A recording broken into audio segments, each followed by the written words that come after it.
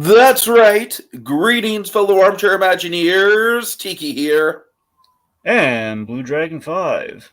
And in the world of pop culture, nerd culture specifically, in the past couple days, we've got not one, not two, not even three, but we don't have time to go over more than three. We already talked about Secret Wars on Movie Memoirs. If you want our opinions on that, go to Movie Memoirs. Secret Invasion. I'm sorry, Secret Invasion. I'm sorry. You know, I blame Marvel for that. I blame Marvel for that. Too many secrets, Dragon. There's just two secrets. There's only two secrets. All right. Anyways, folks, we are talking Blue Beetle, SpiderVerse, Barbie, Dragon. We're getting a Happy Meal. Do you want a boy toy or a girl toy? I'd like a boy toy. Seriously, that's exactly what the whole Spider-Verse and Barbie coming out on the same day feels like to me. It's like the ultimate kind of like gender mixed Happy Meal where you get to select the toy. So they're coming out on the same day. No, I'm just saying they're not coming out on the same day, but the trailer's coming out. Yeah, you kind of led me to believe that. Otherwise, yeah, it's not really. No, okay, Spider-Verse is coming out in June. Barbie's July, but right. I believe Barbie's coming out the same day as Oppenheimer. Oh, gee, I wonder what people. Gee, I can tell you're not really enthusiastic about Barbie.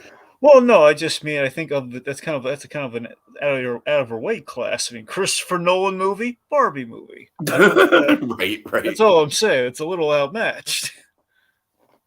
Counter programming exists. Anyways, so Dragon, let's dive right into it.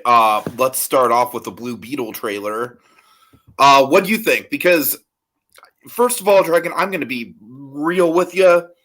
I think people are spending way too much time obsessing over this damn Batman's a fascist line at the end. And it's literally all that anybody is talking about with the discourse for this movie. And frankly, Dragon, it kind of pisses me off. Like, I'm so sick of everything in this nerd culture sphere being overly politicized. As far as I read that gag was basically a crazy uncle gag. You know, we all have the relative at Thanksgiving that is going to say something cringe. That's as hard as I thought about that gag when I saw it the first time I watched that trailer. But now everyone's fucking blowing it up. So, I don't know. Honestly, the movie itself looks okay. I'm mostly into it for the Miguel Diaz of it all. But what are your thoughts on it, Dragon?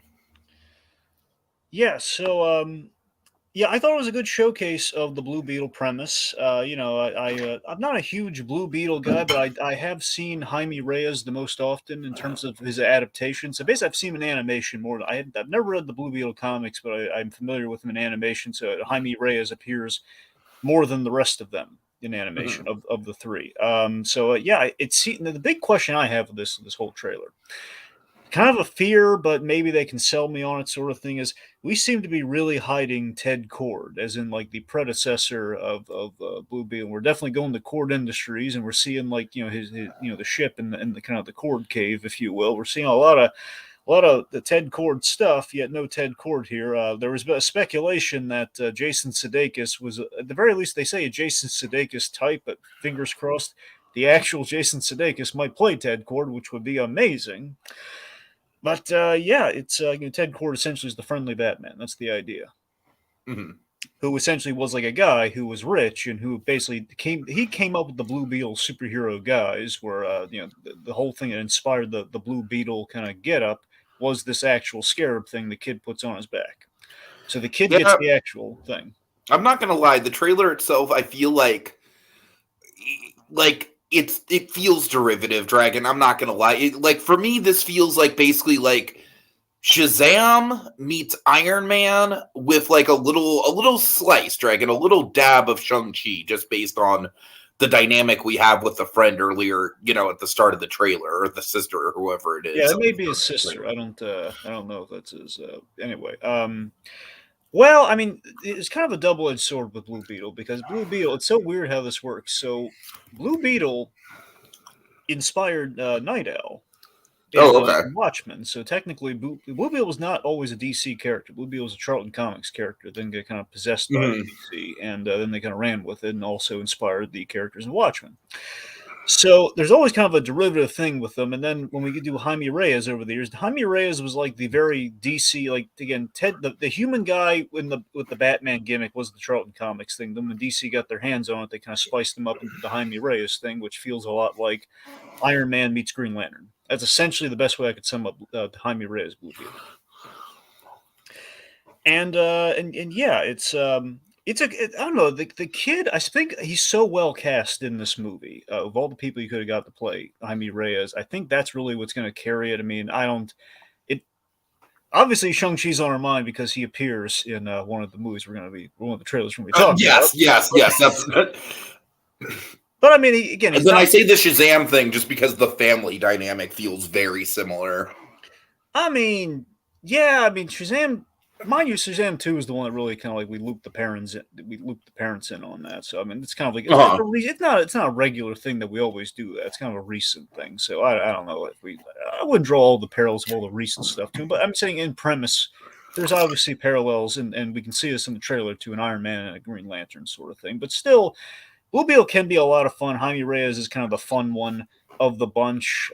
Ted Cord might be kind of the hard sell to the modern audience, but I don't know. It's my concern is like how we're gonna do the Ted Cord thing, because it sounds like from this trailer, my theory is that we've killed him off, so we don't have competition with our main Blue Beetle hero. Mm-hmm. Which kind of, I mean, he does die in the comics. Again, it's a legacy thing. You got three. Sure. Obviously, the one before usually dies. That's usually kind of how that works. I don't know. Still, it just feels kind of weird not to. I hope we're going to see him in some regard in this film. But again, more on that as we break down the things. So on the whole, the little I know about Blue Beetle from his animation appearances, this seems on the money. I'm looking forward to it. At the very least, I'm happy that's actually happening and did not get canned with Batgirl. And also, hey, Dragon, just really quick before we get into it, I think we probably should maybe go through this one a little bit quicker than the other two, just because the other two are like just came out hot off the presses, a little bit more anticipated movie wise. So, maybe just keep that in mind as we're going through.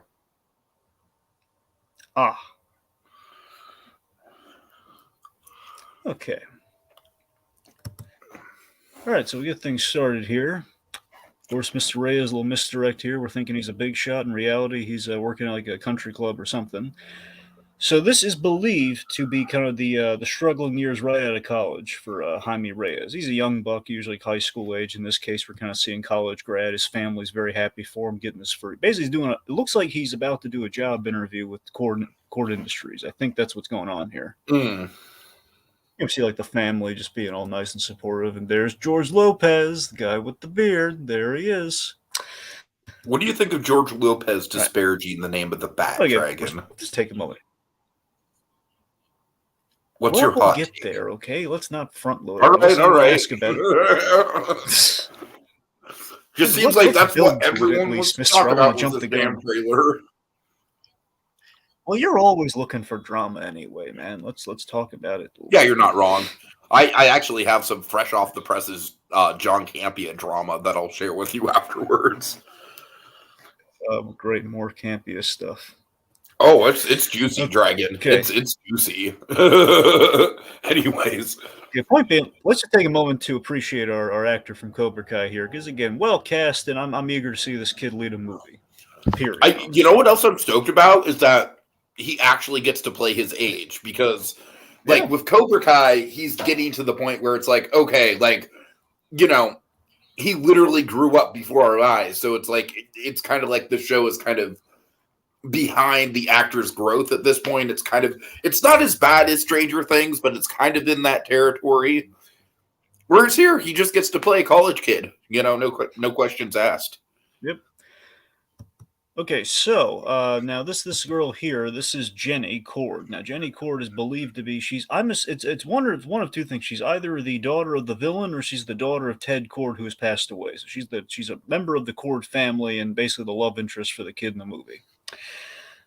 So so it kind of seems like they probably knows her from school, and she probably hooked him up with the job interview. So there's probably some familiarity there, and she kind of hoists this this big important artifact on him as the idea. By the way, is Ted Kord's sister, who is the Susan Sarandon character we're going to see later. She's the bad guy for the movie. She's after this scarab that we are smuggling out in a Big Belly Burger container. Now the Big Belly Burger. I gotta say, the Big Belly Burger, that's actually a really cool Easter egg. Mm-hmm. Because Dragon, you're not. This is really stupid. How this is where I know Big Belly Burger from, but it's what Six Flags uses to theme their DC areas and their burger joints. Mm-hmm. Do you know where that comes from? All I know is that it's DC related. So no, I don't know that's why this is kind of cool to me. Like, oh, it's the Six Flags thing. Well, it's the Six Flags thing because this thing is used all over the CW DC shows, and my assumption is I think I always assumed it was purely created for the CW shows, but I'm pretty sure it's like an obscure DC like restaurant name they picked out. Probably did not have as much prevalence as it does now because CW uses it all the time, like even ever since Arrow, like Arrow and Flash, you use the Big Belly Burger thing all the time. Who's got the big belly now, Flash? That's fucking random. I'm sorry. Okay, my point is this is kind of a cool Easter egg of like, hey, we're bringing the Big Belly Burger from TV into the movie for a change. It's cool. Kind of cool. All right, anyway, so admittedly on Jenny's part, this was poor planning. Of all the things she could smuggle this thing out of, I mean, she went with the burger thing, which is like a very poorly secured. I like that it came with fries. Yeah, and she said like, "Hey, don't open this thing. Well, could you at least put it in like a more secure thing, like a bag or something? Like you gotta put it in like a little cardboard thing that people are easily going to mistake as food. One of those like manila envelopes." Yeah, man, it's a way to go. At least it's like, hey, document, don't open this.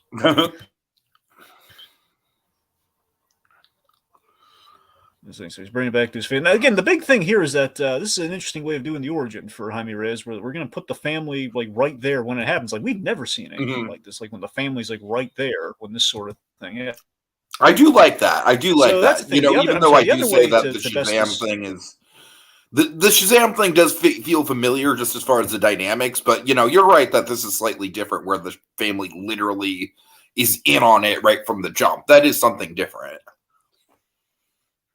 I think that's kind of a big eye-catching thing for a lot of people, like watching this show. It's like one of the big standout things is the fact you rarely ever see an origin like that. And here we go, it's adhering to his so that's good. It's a very violent way in which we're showing it bond to him, because usually it's kind of like a thing where it burrows under the skin.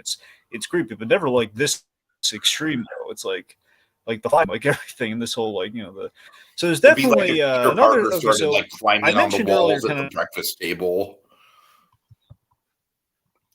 Oh, look, this is horrifying. Yeah, it is. So another thing to mention with Blue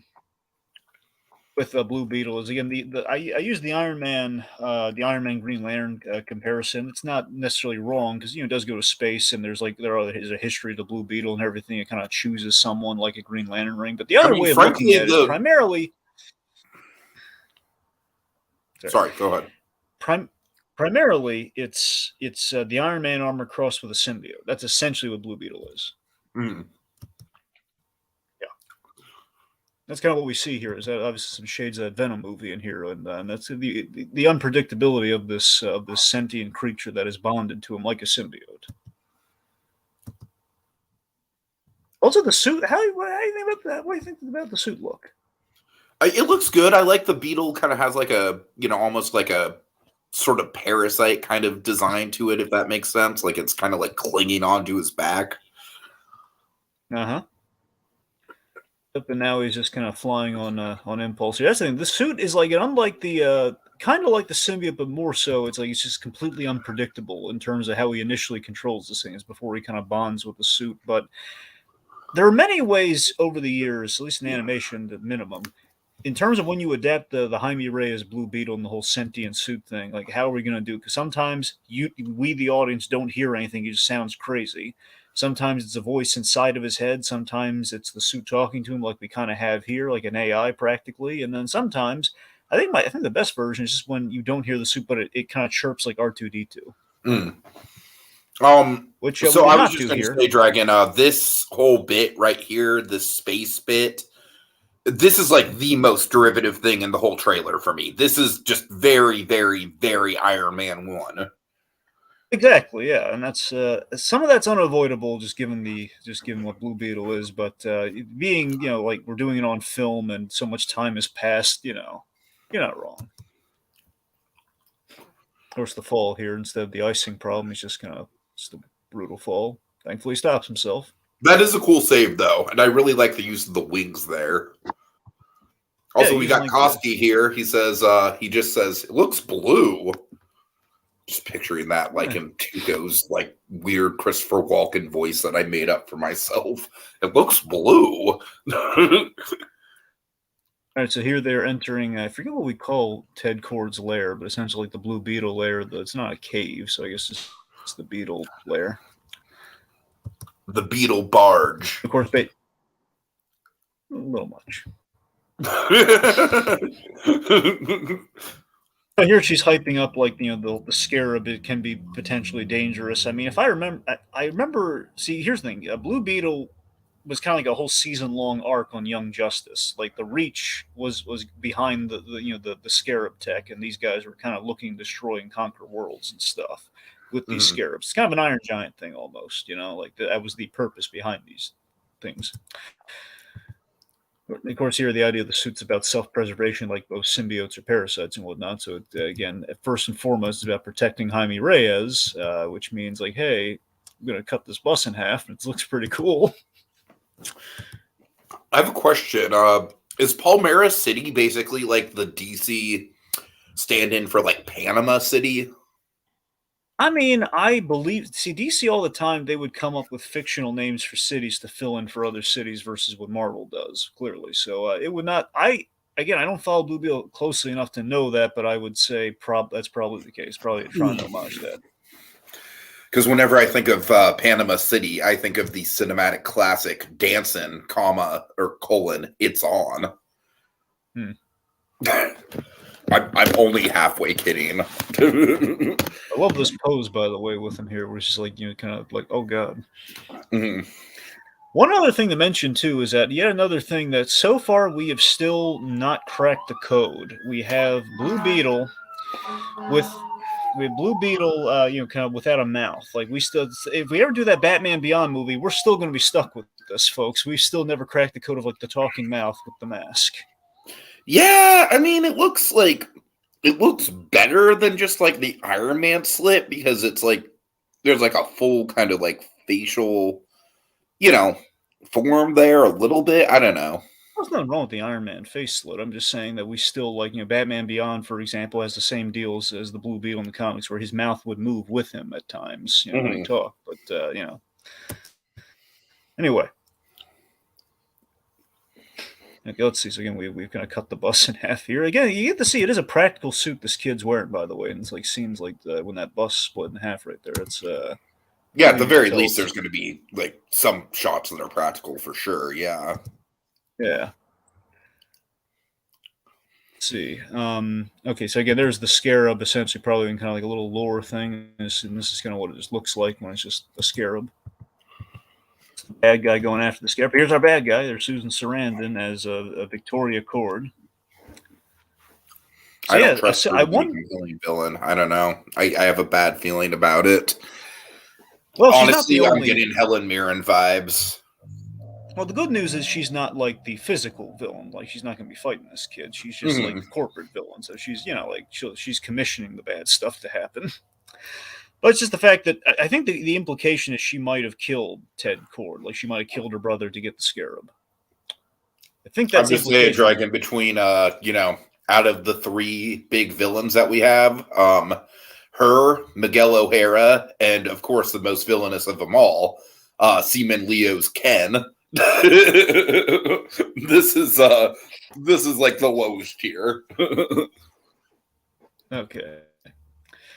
Let's see. She's sending her guys in there looking for the Beetle. Families in jeopardy.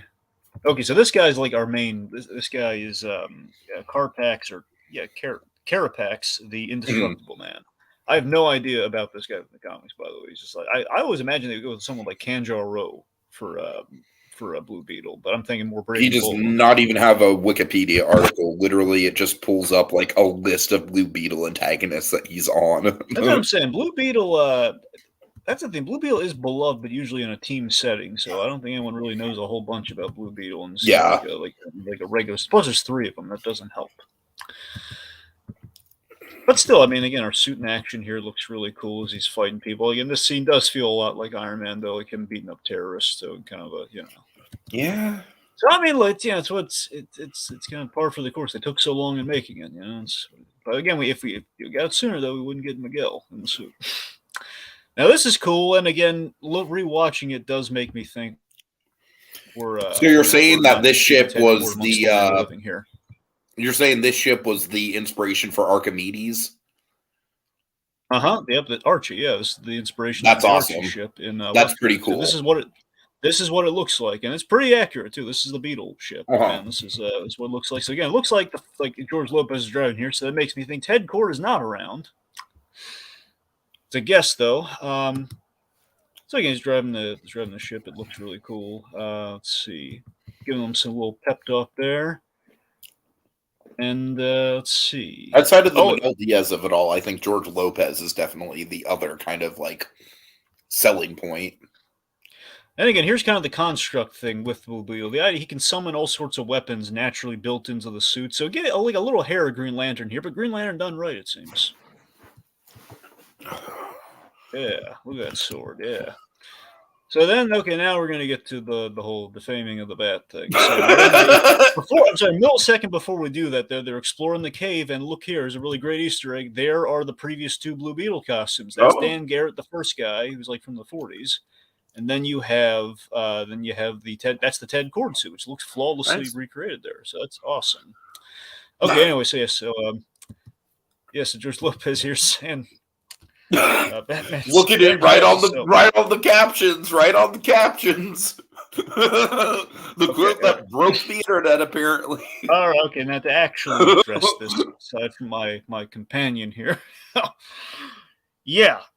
So the only question I have with this is like, are we just directly throwing shade at BVS with that, or is it just in general? Like, I think it primarily it's a crazy uncle thing, just in general. Like, yeah, Batman's a fascist. I think it's a crazy uncle thing filtered through the Snyder bro meta. Honestly, that's the thing. Because here's the thing: when people talk about Frank Miller's take on Batman, even the original great Dark Knight Returns, people have made the intellectual argument that Batman is a fascist in that story. And I mean, again, it's a debate kind of argument sort of thing. And some people like there's credence to it, but not like an aggressive sense. The point being, there's the intellectual argument of like who's right in this in Superman's way of doing things or Batman's way of doing things, and of course Snyder's throughout all the potential intrigue there, and he says like, let's just have Superman look really mean. right. That's the thing. I'm thinking this is primarily that, but I mean, if anything, it's that maybe cross a little bit. It's kind of like a Peacemaker joke filtered through Crazy Uncle. So I don't think it's not. I really don't think it's supposed to be taken seriously at the end of the day. Yeah, for sure. I mean, yeah, it's like, again, who can really say a nasty word about the Batman? I really don't think this is supposed to be like some sort of like political Dragon. People have literally said like, oh, DC's going woke, and I'm like, oh my god, can we please just stop with that shit?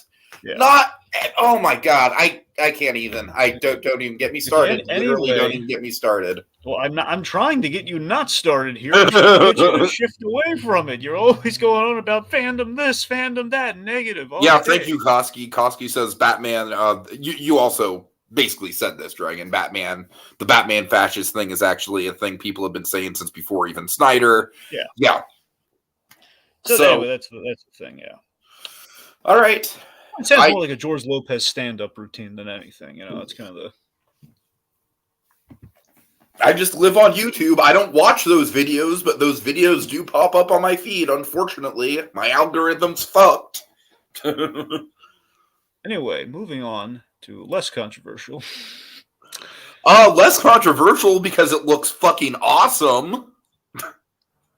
Yeah, let's talk about Barbie, man. So straight up, Dragon, this is like if Asteroid City is my most anticipated movie of the year, with this trailer, this is my number 2. Like, I'm not even gonna lie. I'm loving Really? this. This just feels like a fucking bizarro. Hold on, hold up.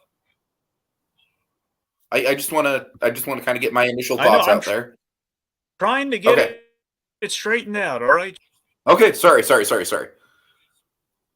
Okay. Yeah. So for me, this just like it's like a bizarro kind of mix of like a blank check passion project from Greta Gerwig, and also like the most blissfully commercial thing ever. And I am so tantalized by it. My boy Ryan Gosling is killing it. Yeah, I'm stoked for this, Dragon. I imagine you're a little less optimistic.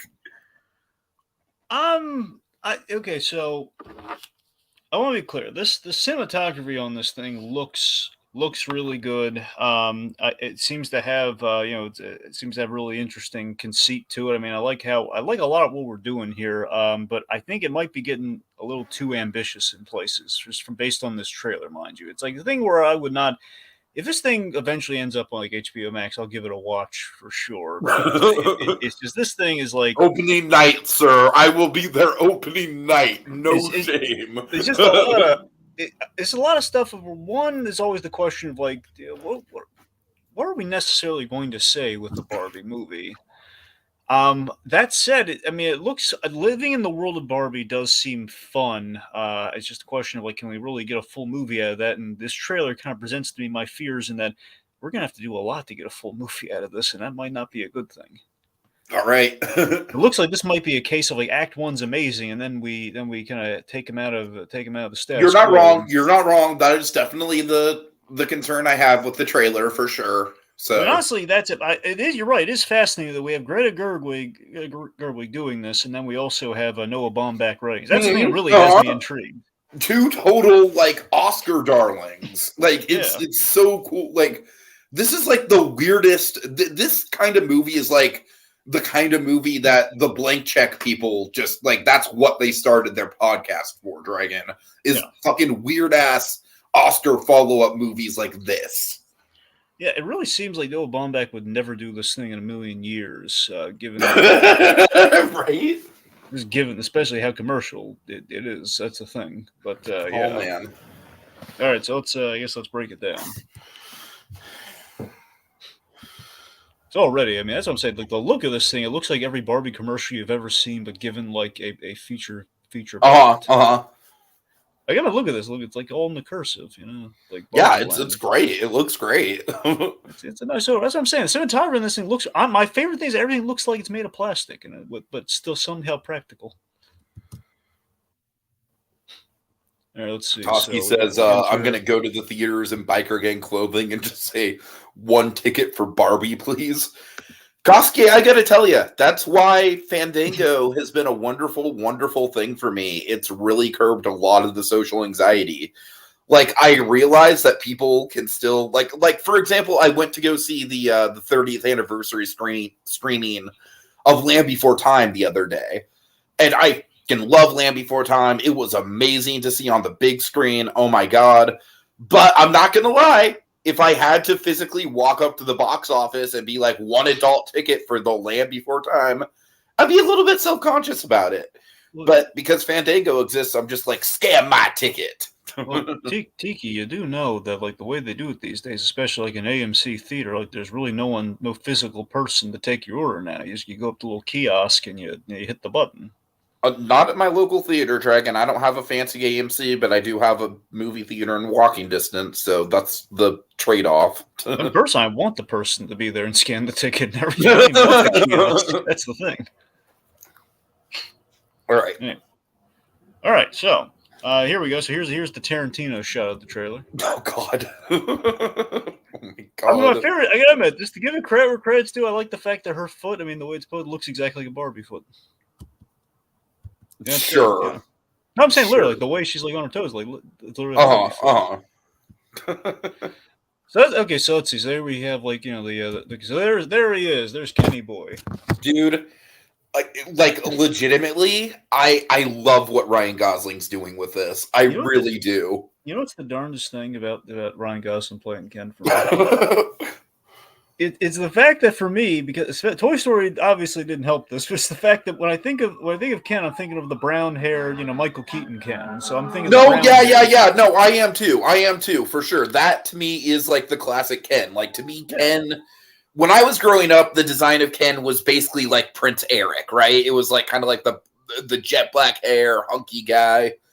But what I like about this is I feel like this is kind of like a modernization of what the ideal Ken would be like in 2022. Does that make sense? Well, I mean, I think it's less that Teague. I think more, if I'm right, back. It kind of shifted a lot, doesn't it? They had to pick and choose a lot of, and having variants helped with this, obviously. But for the most part, they're picking and choosing aspects of the Barbie and Ken designs from decades Right, of right. Barbie. So I forget if Ken originally started as blonde or not, but there was a dark-haired Ken, there was a blonde-haired Ken over the years, so they probably picked and choose. And I guess okay, so we have Gosling here. What Ken look would suit him?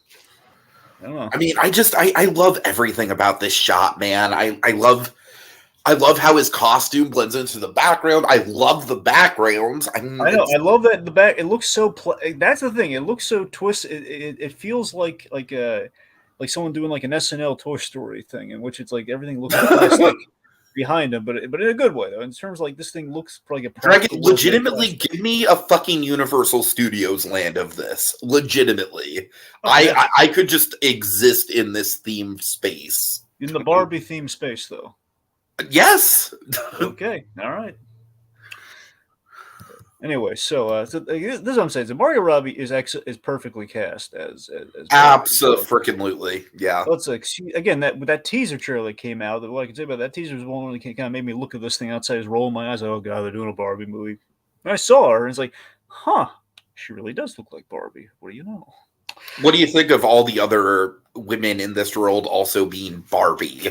Well, so that's where we're going to get into my first issue with this Oh whole boy. thing. Okay, so first of all, we have this initially cute gay. I had to on the rewatch, I was deflated because initially, just kind of watching it, I was thinking okay, but then I kind of looked to hi Ken, and it's just nice. Like, oh hey Barbie, little plastic turntable. That's what I'm saying. All things made of plastic. So this is where it really gets on my skin now. Initially, at the But exception these are all of like different variants of Barbie, though. That I makes sense. mean, Like, I assume these are all like classic designs over the years. yes and no, Tiki. Yes, they are variants. That is the intention. But doesn't it feel weird that we're not just having Margot Robbie play all the Barbies? No, Really, at all? It doesn't feel like we should have. Like, okay, if they're all going to be because Barbie Barbie, is known for like it's kind of famous that they had like a black Barbie. Like, well, I'm obviously pretty sure everyone that but the on the Toys That Made Us episode, Dragon, I'm pretty sure they made like a big deal out of that, no, right? no, they did, but I forget if they rebranded her to be named like Eve or something. Like they gave her like a different Barbie name. Regardless, even that's the case, I'm saying with the exception of Black Barbie, which I guess maybe they didn't want to be too exclusive That's or what I'm saying. anything. They don't want to if everyone is I don't know. I honestly think it'd be off-putting if Margot Robbie was just playing multiple versions of herself. Honestly, just because Margot Robbie is so big of an actress and she's got such a recognizable kind of like accent that I honestly think it would be more distracting. I think that with a movie with this much style and this much kind of like in your face energy, I think that would honestly be a step too far for me at least. You mean to tell me that wouldn't be funny to you? Just the idea of all these Margot Robbies who have like are all themed to be different like professions I and mean, it'd all be sorts. fun, Dragon, but it's like I don't know. I don't.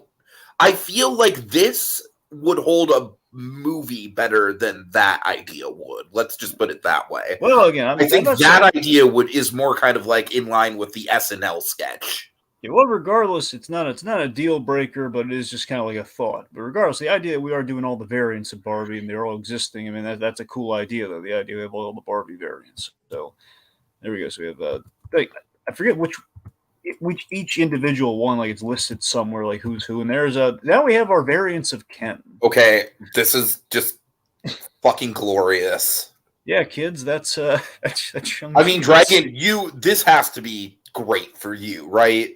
And similarly as Ken is kind of funny. Yeah. So that's what I'm saying. Like, that's the trade-off for having like the multiple variants of Barbies, is that we can't do this gag if it's just multiple Kens. Well, no, you literally can do the same gag. It's just gonna be the same person. But I mean, yeah, I don't know. It's more of what I enjoy the fact that we have. No, but I'm saying Simu you don't want a bunch of multiple Ryan Goslings. Like, the gag of it is that Simu Liu has such a different vibe from Ryan Gosling. I mean, no, it's you're right. It's funny. It's just still like would have had like Ryan Gosling a bunch of different Ken looks. So you would have gotten like the multiple outfits sort of. That's what I'm saying. Barbie's all about like the multiple outfits and professions thing. So I think it still would have played, but you're right though. It is cool to see other people doing their version of Ken. So that's funny. It's so funny that we keep doing the multiverse thing. Look at that face. Look at that fucking face. Oh my god. It is funny that we still can't, even in a Barbie movie, we can't get away from the variant multiverse thing in which we have like all these variants with Barbie. Right. I love Ken's color schemes. You got the blue and the pink. Yeah, that's what I'm saying. Yeah. Honestly, here's the thing. This is the proper balance for Ken because Ken, it's the old blue for boys, pink for girls, but he has like a little mix. So, he's kind of a purse with legs, but Totally. Anyway. We see the other Kens later. I guess technically every male is Ken too because we have those two guys behind them. I would think so. I would think that's the gag. So okay, this is amazing. This looks like this is like straight out of a playset. That's what I'm saying. Look at the I love the plastic, even the little donut thing there. Look, it's wonderful. Here's the one question I have. The half serious question: where's Skipper? I don't even know who that is. Barbie's little sister. You know more Barbie lore than I do, apparently. It was like a gag on Freakazoid, Tiki. The whole the aliens came down. So we have a question to ask you. Okay, Barbie's little sister. What was her name? Skipper. Okay, well, Dragon, you have a way more photographic memory of Freakazoid than I do, and you know that, so... Anyway. Okay, regardless. So, yeah, we've been... I see in Barbie... You gotta admit, this is... Okay, a couple things here. One, Wizard of Oz playing at the movies. There is a Wizard of Oz line. Obviously, with Barbie, is like a line of everything. Every movie that's ever come out practically has a Barbie-ized, even Toy Story and The Incredibles. And I hope we get some references to that. That's what I'm saying. I think this is going to probably set up like a reference later. Right, like Wizard of Oz. There's going to have some Wizard of Oz Barbie stuff. And the point being, how great is this? She's driving the pink Corvette. It looks great, yeah. There would have been such an uproar if at no point in this movie did she drive the pink Corvette. Because it's like the Barbie thing. Oh, yeah. Okay, this gag this is my favorite gag in the trailer. I love this. This kind of sets the tone in just the right ways here. Ken, again, he's filling his role here, but he doesn't quite know what it means. So it's kind of a tongue-in-cheek innuendo gag. I have a prediction. I think this movie is going to go as far as to have a gag about how neither of them actually have genitalia. Do you Well, I mean, given it's Greta Gerwig and Noah Baumbach, I mean, that makes sense. But it is I think that's probably going to be the dirtiest gag in the movie. It is marketed as a kids thing, though. So I don't know. It's not. It's PG-13. Whoa, really? I didn't know that. Really? Yeah. Yeah, they're definitely going to do that, Jag. Yeah. I didn't know that. Okay, well, there you go. Then I think you're going to be right about that.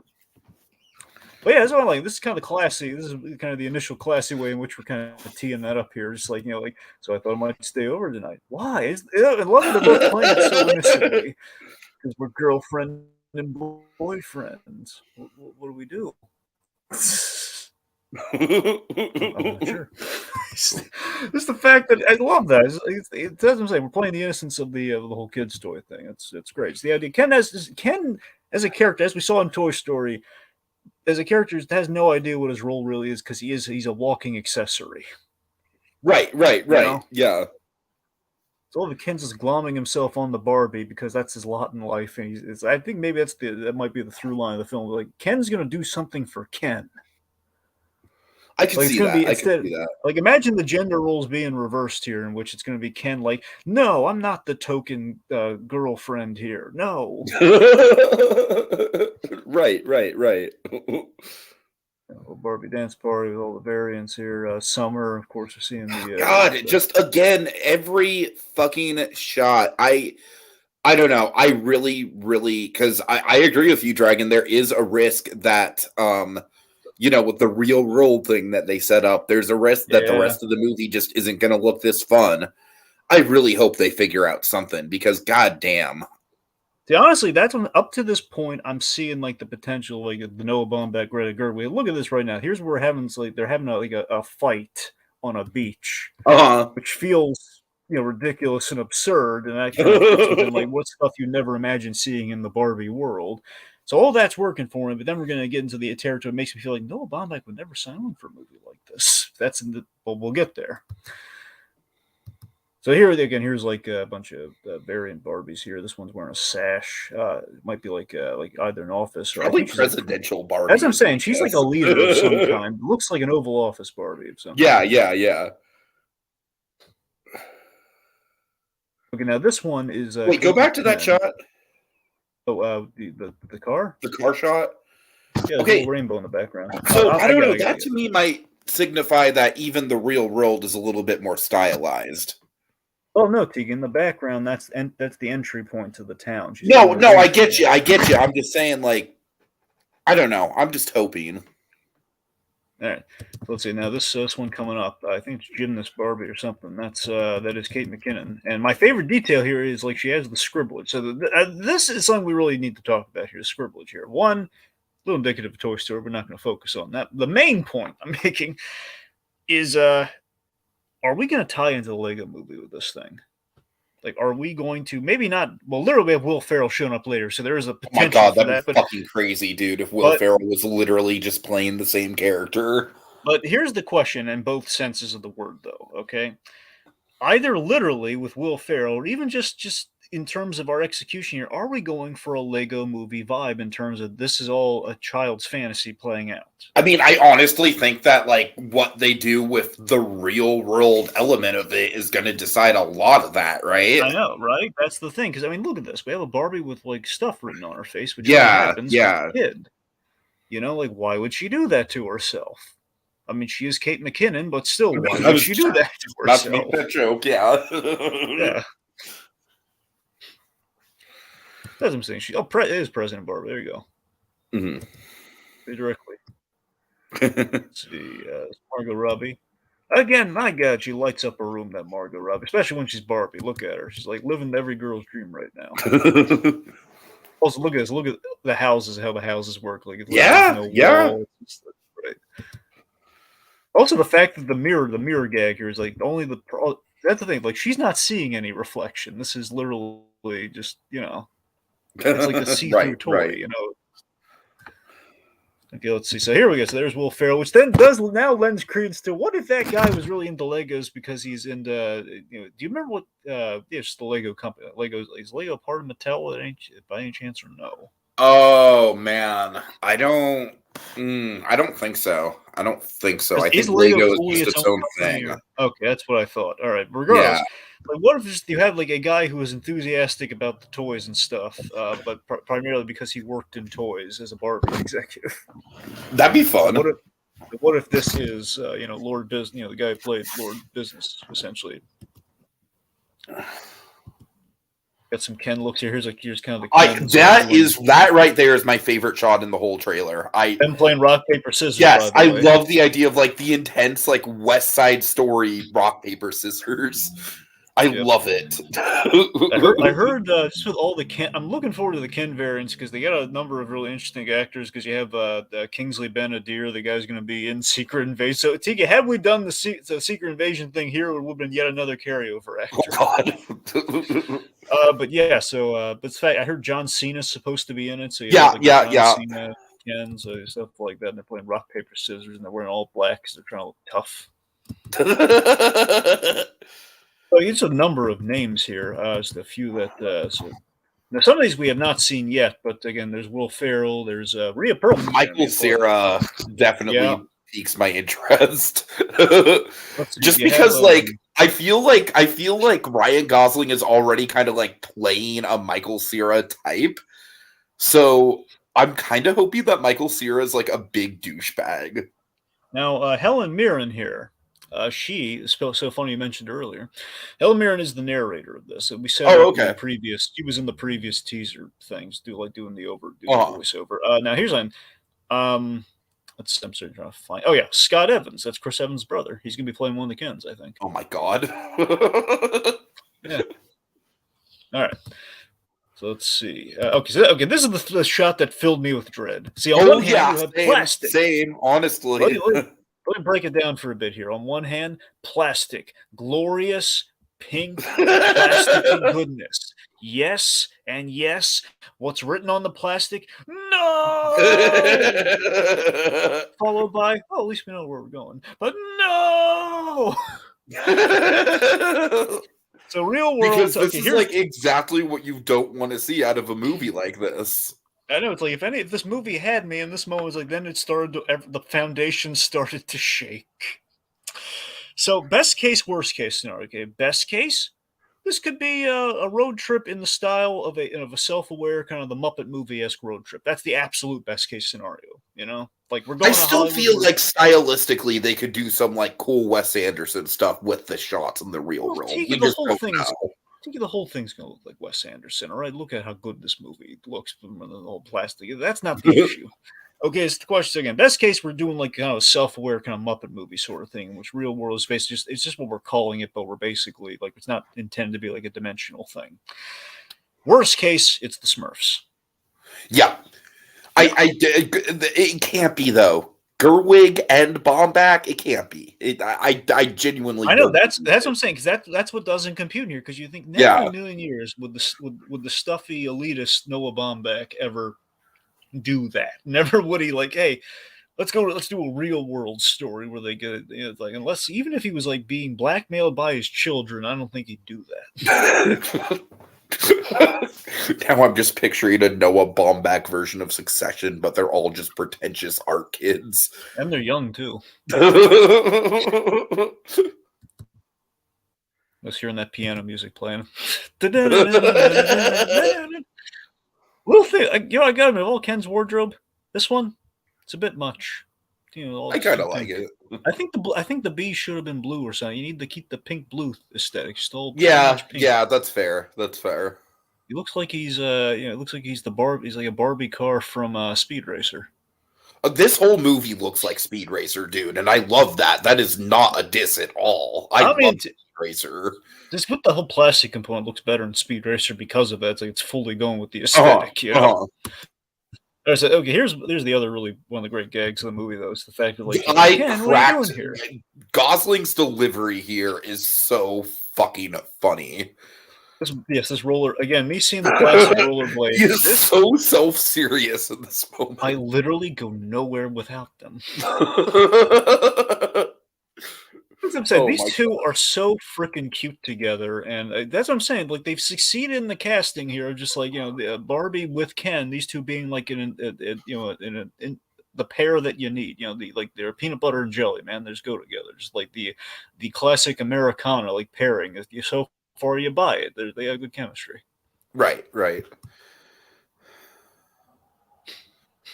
Also, song choice was good. The whole fun. It was a good song choice. I mean, a Barbie road trip sounds.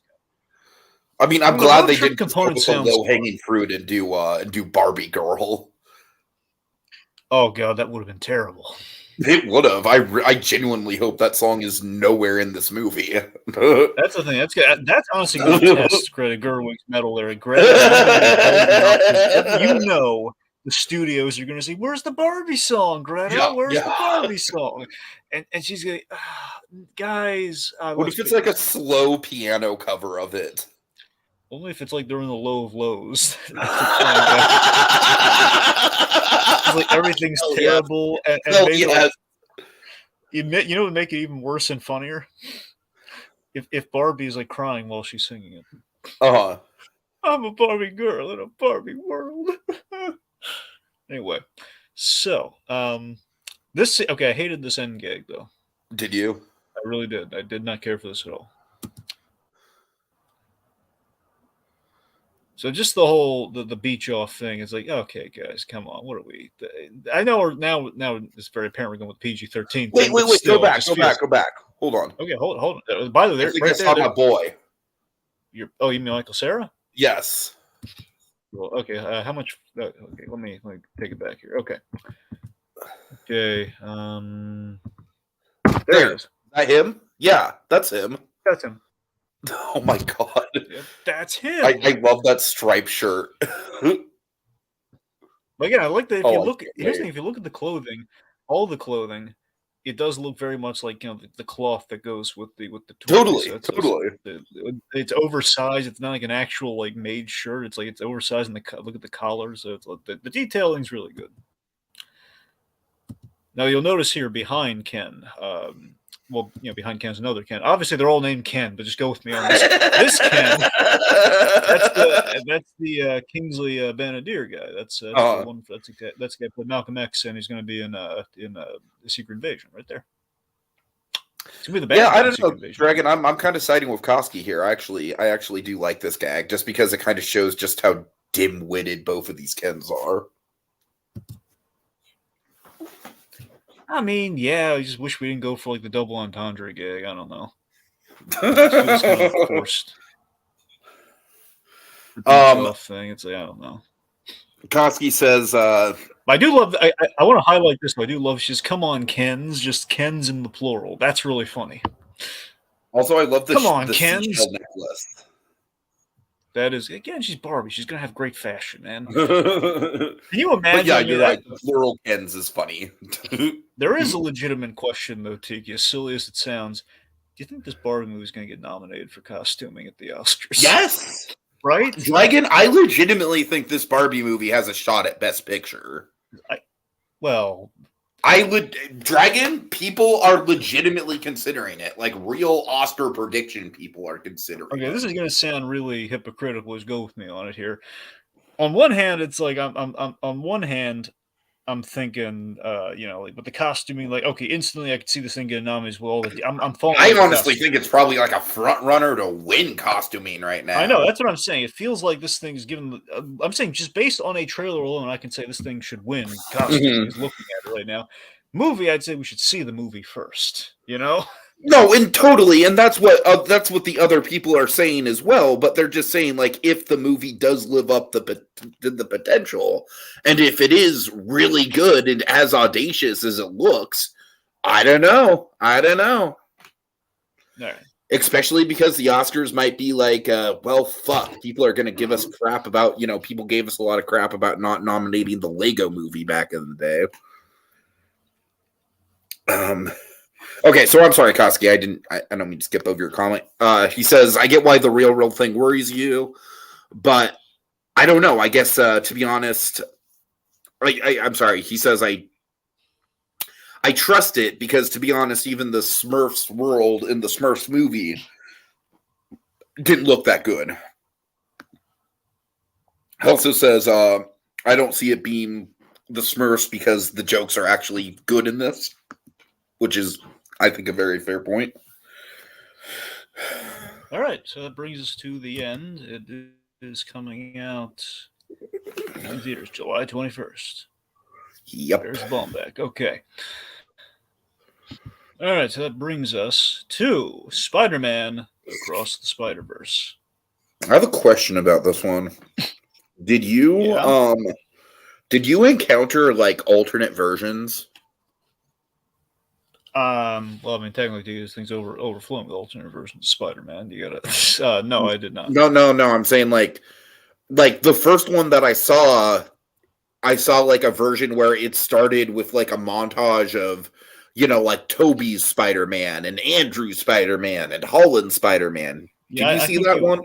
I think you watched like a fake trailer thing, Tiki. Ooh.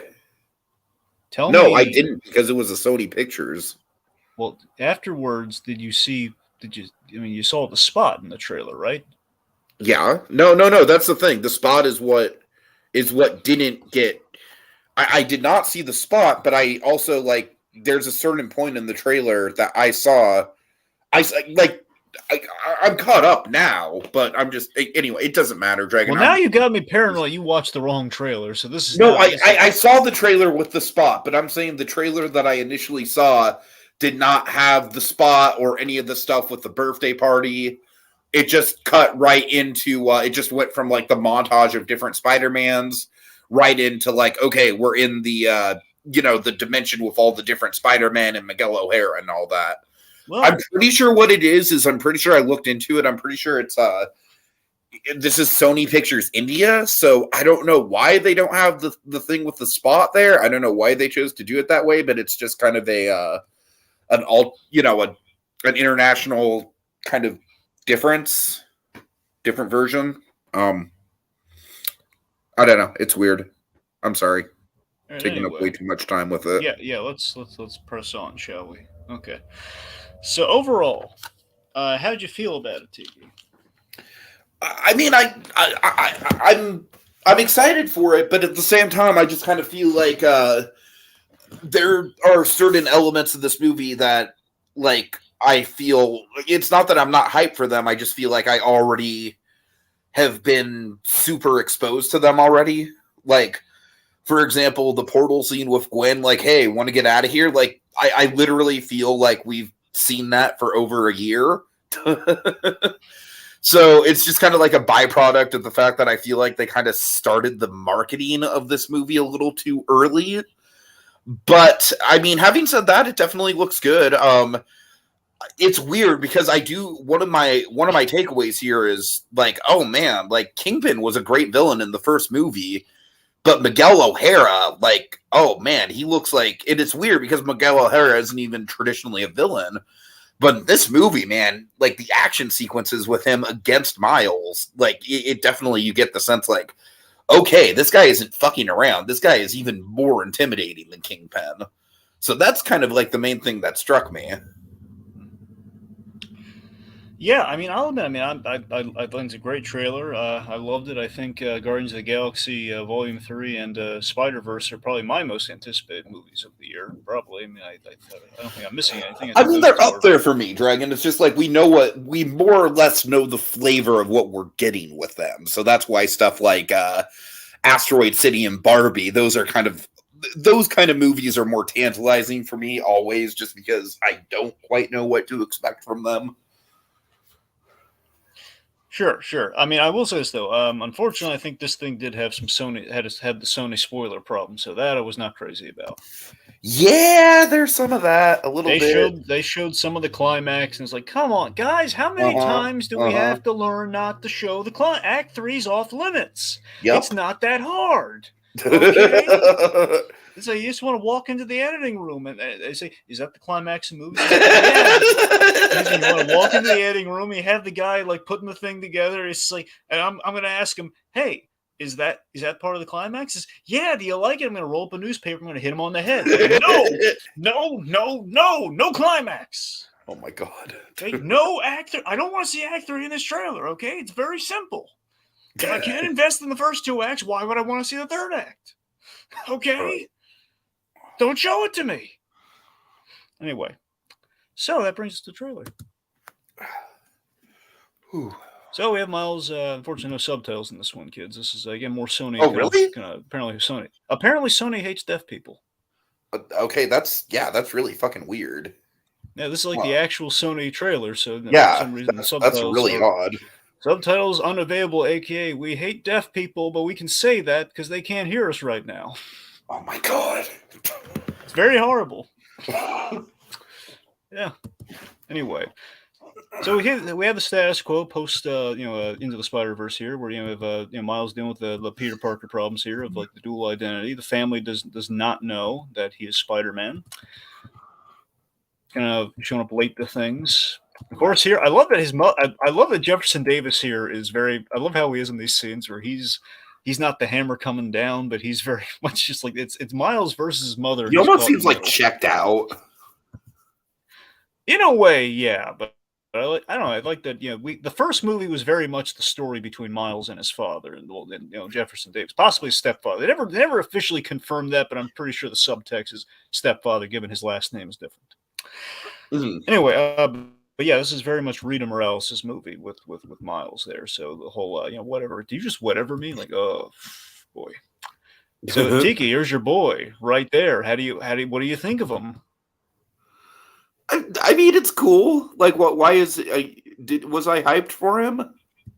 Well, you know who he is, don't you? Who's he voicing, or who's voicing him? Oh, Tiki, Jason Schwartzman. Oh, okay, got it. Yeah, Yeah, he's playing the Spot. Yeah, it was a fun introduction to the Spot here, just seeing his power is kind of activate. Which, of course, in the SpiderVerse thing, we always dimension hop. This guy's power is going to be really well used in a fight with this guy when we're careening through space and he's punching him. He's like, hands are going other places they shouldn't be. you think this guy's? I have a feeling like my prediction for this guy is. I think that maybe he's going to be a little bit of a joke in part 1, but then there's going to be some sort of plot development probably late on in this movie that's going to lead to him being like a bigger deal in part 2. Does that check out for you? That's kind of the vibe I'm getting. That checks out. Given all the stuff we're doing with Miguel O'Hara, I mean, my wonder is that if we would do that with Act 3 of this movie, but given we do have 2 parts, oddly though, they're not in all the marketing, as you'll see here. They are not adding part 1 to the title, which makes me wonder if are we gonna alter the title when we do. Oh, that's interesting. That's what I'm wondering. Like when we do, I don't think that's. I think it's still supposed to be a part 1, part 2 affair. I just wonder if when we have these movies, are we going to include part 1 and then part 2? Are we going to have like a different subtitle, like Spider-Man? Like I honestly hope it's different subtitles, just because I feel like across and into the Spider-Verse, like. I feel like it's not the Homecoming problem. It's not that bad, but they are similar to each other. And so I feel like it is a little confusing to have like, okay, we have Into the Spider-Verse, then Across the Spider-Verse, part 1 and part 2. You know what I mean? I mean, the only one they have left is Escape the Spider-Verse. It's really all they got. Which, honestly, based on the setup here, would make sense for a title. That's what I'm saying. So that feels like right now, like they're kind of blocked in. They only have so many titles they can use with they have to use the Spider-Verse in the title. So, which is a thing, T. They're going to have to use Spider-Verse in all these titles, no matter what they do. So, I mean, Escape the Spider-Verse for part 2. I mean, I'm thinking that's logically what they're going to have to do if they're not putting part 1 there. Sure. Okay. Anyway, so but yes. The Spot here again. The ideal Spot is he is always like an underestimated villain, in which he is seemingly, he's a silly guy. He's a ridiculous looking costume, but he has a really cool power set. And many times there is a menacing component to his powers. Look at Spider-Man. A lot of people love the Spot because of Spider-Man the Animated Series. Spot got one episode was quite memorable, and he led to a big plot device that was used a lot in Spider-Man the Animated Series. With the way we could kill characters without actually killing them, we used his Spot tech. Like you open like a dimensional portal, and everyone got people like Mary Jane and Green Goblin got sucked through it, that sort of thing. Anyway, but this one though, look at this is kind of also whenever Spider-Man fought the Spot, you have cool like portal-y kind of effects like that. So here he's probably talking like a guidance counselor, like someone trying to help him get into college or something, I'd imagine. And reading the grades. This is a really funny joke, by the way. The fact that Miles Morales is, as you can tell by his namesake, he's mixed race, Hispanic and African American. So his mother is really ticked off at him for getting a B in Spanish.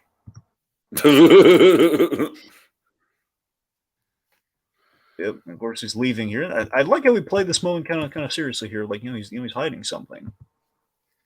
Yeah, it could just be a comic beat, but it's not. You're right. I'm saying, we could have easily done that, but yeah.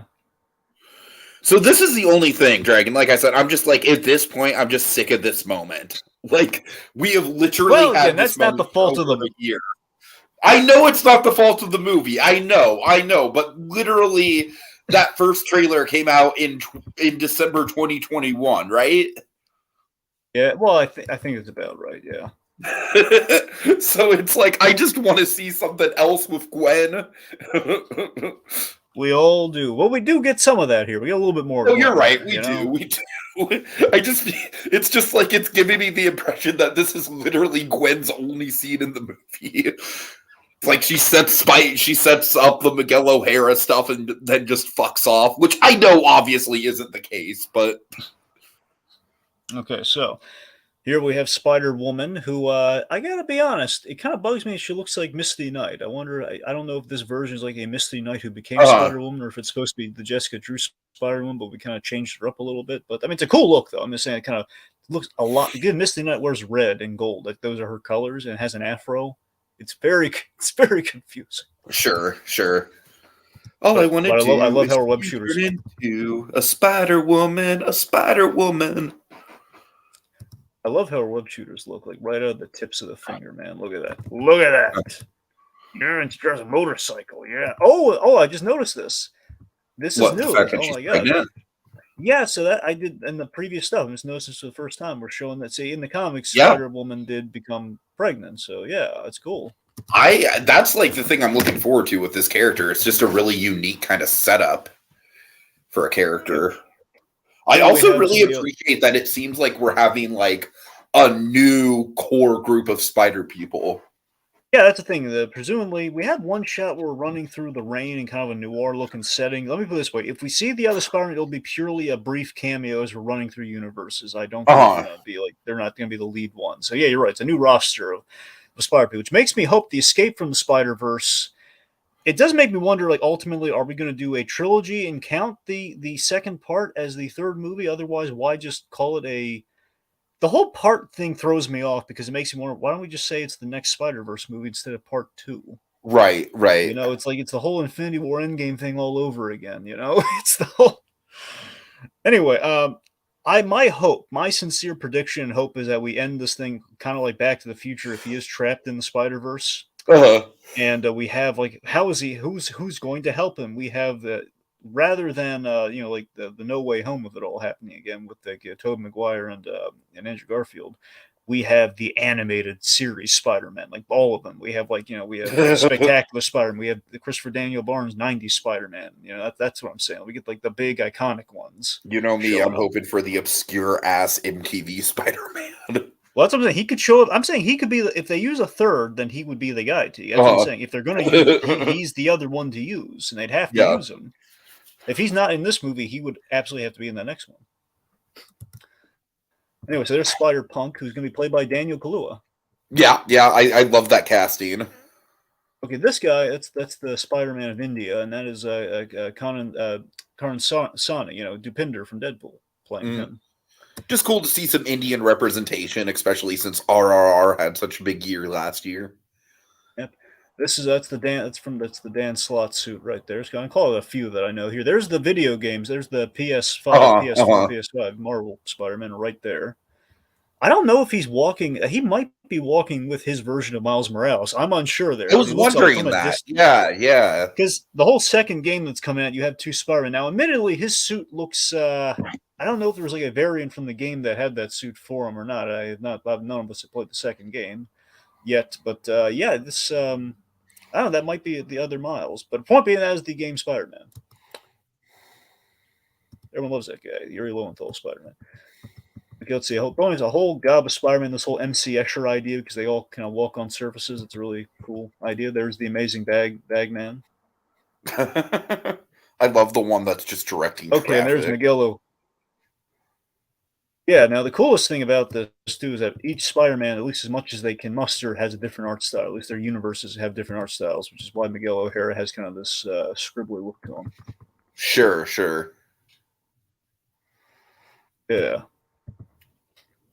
Let's see. So, of course, now, long story short, Miguel O'Hara, I assume because something happened, it looks like to his daughter, which I'll point that out when we get there.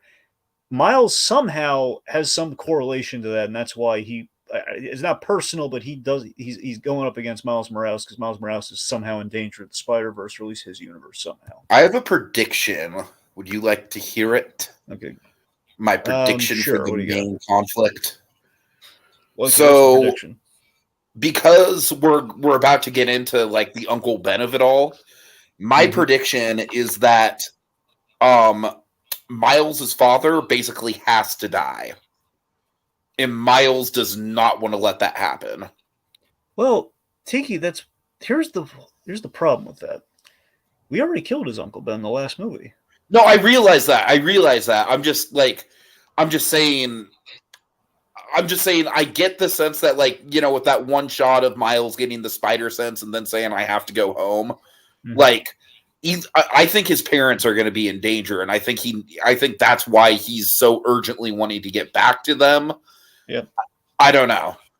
Okay, here I'm going to raise your theory with maybe potentially better theory. Okay, potentially. Let's feed in yours a little bit more. Okay, what if the big dramatic thing is that the Spot, seemingly innocent Spider-Man villain, the big thing he does at the end of this, and Jefferson Davis has been known to get killed from time to time.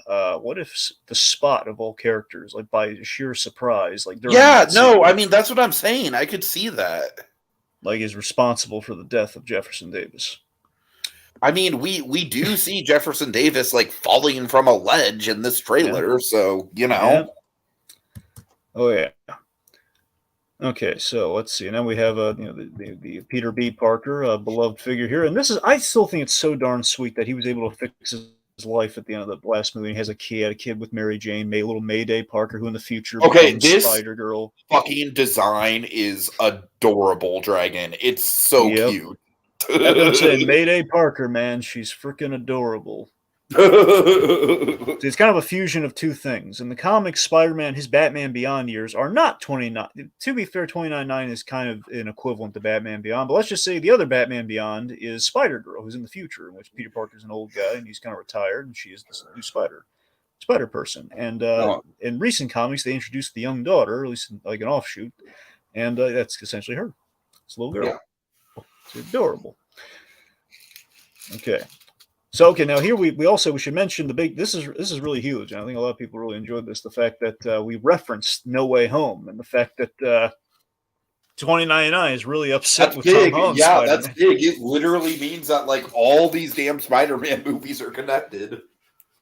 Yeah, but it's the fact that he's upset over the. I just love how much disdain he has for Tom Holland's Spider-Man. I know it's really funny. Plus, he called out a lot of people. Now, Tiki, speaking of your fandom thing, there's like a lot of people are getting up in arms about the whole 616 versus 1999 999, the whole like labeling the universe thing.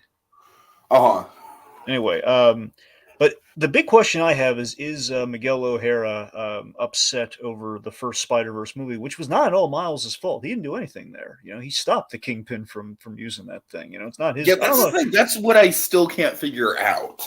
No idea. All we know is that for some reason, and I think this was maybe a correlation between Peter B. Parker and Miguel O'Hara. They both have daughters, it seems, or at the very least, Miguel O'Hara has a daughter, an adopted daughter, or something.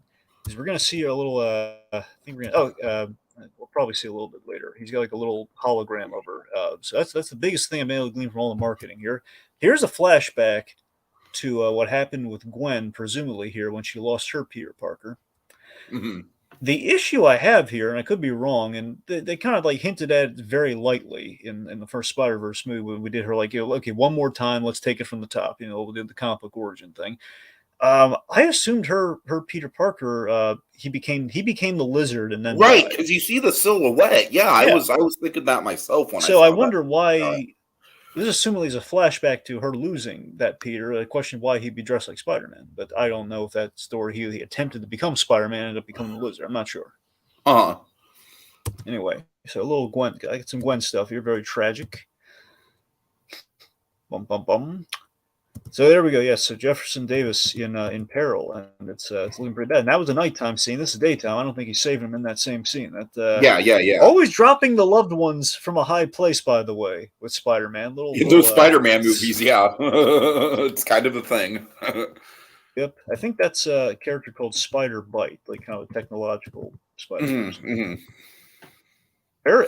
This might be a vampire version of Miguel O'Hara because he's got like fangs. Morbius. This is what I'm talking about. Like this look, like Miguel just coming after him like that.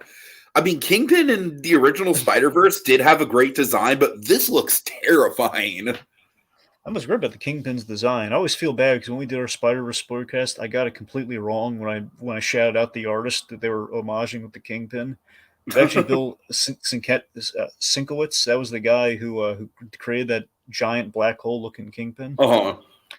Anyway, now this is speaking of which, this is really cool. The spot I summarized this scene right here. this is going to be the Spot's origin, and it might be rather tragic, where he first time he discovers his powers, and he's kind of in this void of like spots, and that's how he gets the spots on his costume. Sure. Maybe not tragic, but at the very least, like a big visual, like kind of cool moment. Existential, like Dr. Manhattan style, perhaps. Yeah. Okay, now right there. So this, okay, I was wrong about something earlier. In the previous trailer, we saw like a little daughter on his screen, like a picture of Miguel O'Hara and a little girl. Now this is not that little girl. This hologram is like his little helper person. Like at the end of the first movie in the post-credit scene, she was the one saying, "Hey, you ready to do this?" And he says, "Yeah, I am." So right, yeah. So that's who I'm now looking at her. Is like, okay, that's not the daughter. But in the other trailer, you'll see there's like a daughter. His costume looks great, by the way, on $20.99. $20.99 looks, again, well cast, too, with Oscar Isaac. Perfect casting. Oh, perfect cast, absolutely. Maybe not the bad guy. If he's not the bad guy, at the very least, he's the antagonist. Uh-huh. Like I said, I think with the part 1, part 2 of it all, I think it's pretty obvious that they're probably going to set up a heel turn for him going into part 3.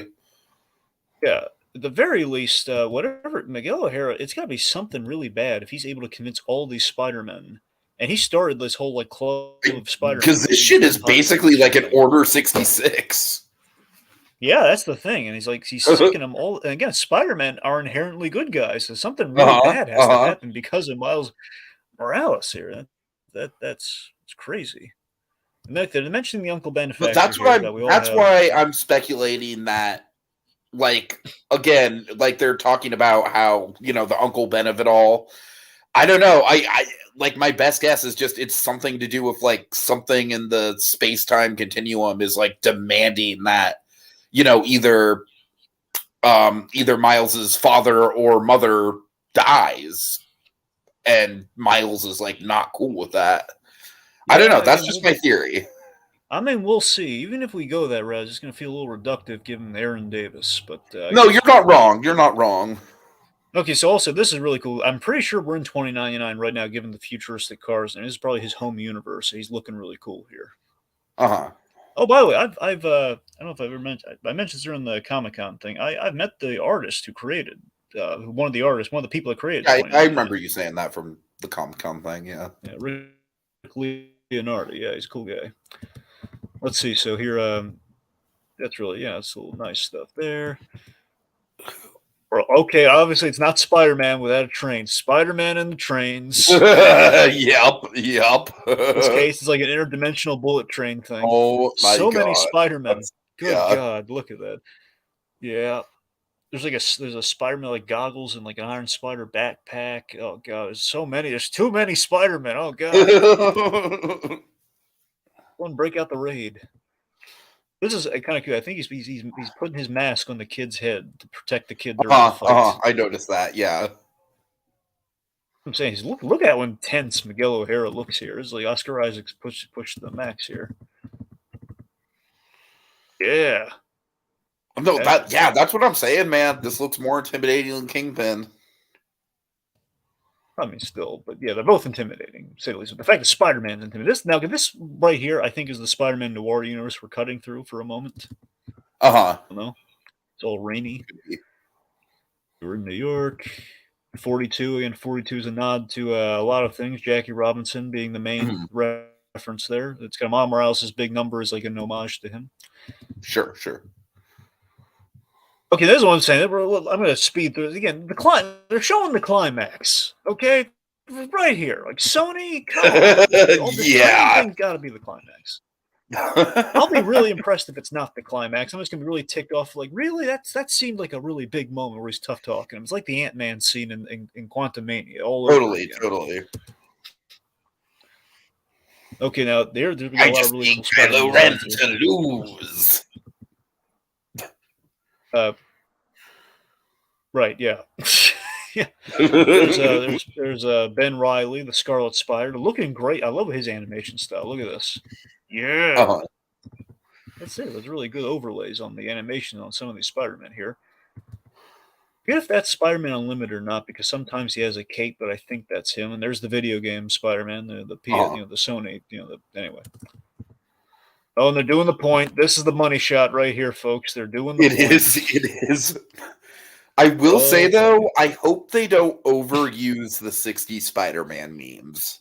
I think a part of me thinks we're just gonna save it for, like, this big moment because they I, want I it to be so agree. I agree. I fantastic. think that's probably going to be it.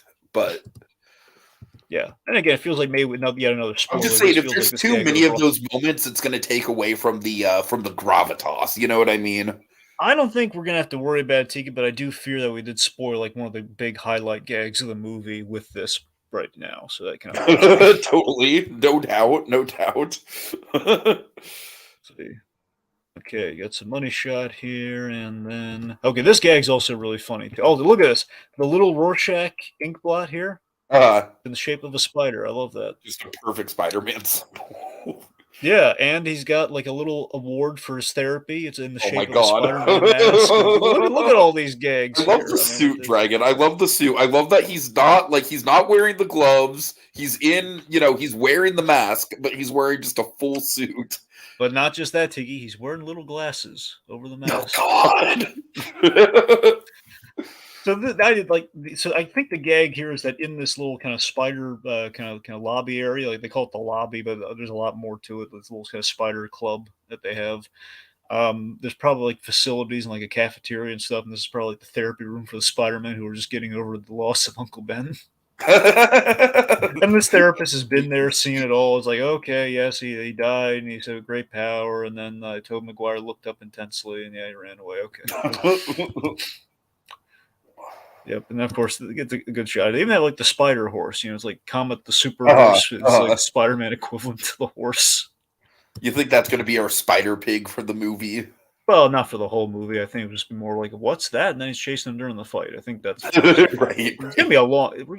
Think about just the amount of Spider-Man. We had like 5 or so Spider-Man in the last movie. Okay, look at how many Spider-Man we're gonna have in this movie. There's not gonna be enough time to develop all of them. Sure, sure.